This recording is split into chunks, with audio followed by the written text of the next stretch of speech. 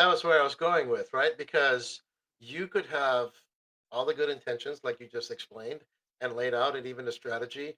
But if the other person either is not prepared to have that conversation, doesn't receive that information well, or um, deflects that as to the issue, the problem isn't with them, it's with you, Hmm. or it's yours to handle, it's yours to fix, it's yours to manage, then you know there's reasons why people stick around in relationships maybe longer than they should have, and sometimes that could be decades, right?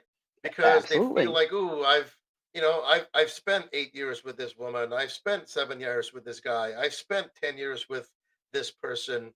Um, you know, I don't want to throw that time away, so I'm going to stick in it. But they knew from year one that it wasn't correct. They just waited 9 more years to have this conversation.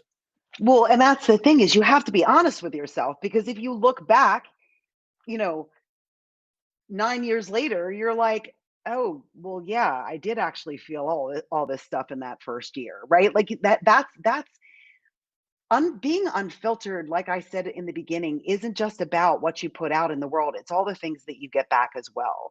And you've got to be unfiltered with yourself. And to be able to look honestly at yourself, to be able to look honestly at this relationship and feel what that feels like in your body. If you're walking on eggshells around somebody because they're not willing to take responsibility for shit, like how does that feel for you Yeah. having to walk on those eggshells?